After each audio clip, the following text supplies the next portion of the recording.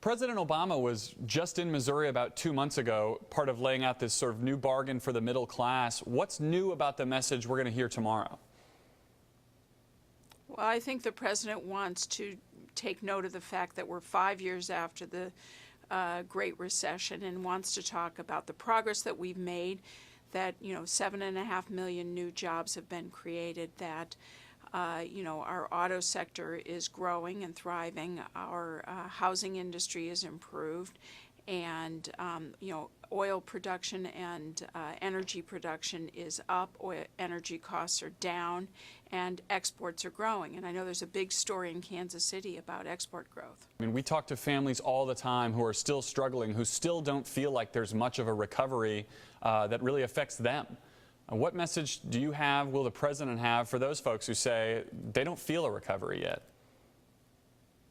Well, that's one of the reasons that we're focusing on helping companies find new markets, so that, as goes their investment, as goes companies' growth, goes the opportunity to create jobs. And that's what we want to see companies doing, is growing and creating jobs. And that happens when there's more, when you're able to find new markets for your products, hence the focus on trade and exports. There were some numbers that came out from the Census Bureau on Wednesday about the poverty rate in this country, around 15%. That's essentially unchanged since before the Great Recession really got started. What message can you bring, what help can you bring for those people who, not just people who are in the middle class and trying to recover, but for people whom being in the middle class is still just an aspiration? Well, I think that, we want the poverty rate to go down. And the way the poverty rate can go down is if we have, more job creation. Job creation requires investment. Job creation requires us investing in individuals. It also requires us to, for companies to grow, which is why we're trying to help companies find new markets and new opportunities for them to be able to sell their products, which then leads to new job creation. So that's the kind of work that we're doing, both at the Commerce Department and the President is doing. I'm just sort of thinking back to the President's last speech in Missouri. It sounds like this is a much more business-friendly and business-focused message this time around. Is that fair? I think the President and this administration have been business-friendly and business-focused, but I think what we're trying to do is highlight more what are the opportunities, how we're working together with business.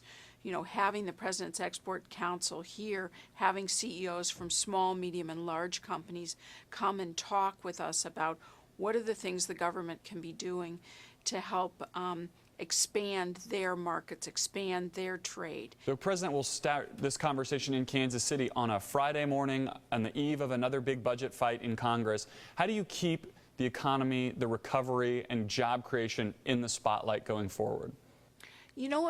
I've been out on a listening tour all over the United States, and I've talked to about 350 CEOs of companies who are all over the country, and they're focused on growing their businesses. And the issues that are happening in Washington, frankly, they spend some time on them, but they're focused on what can I do to grow my business, and how do I find the labor force that I need, the skilled labor that I need.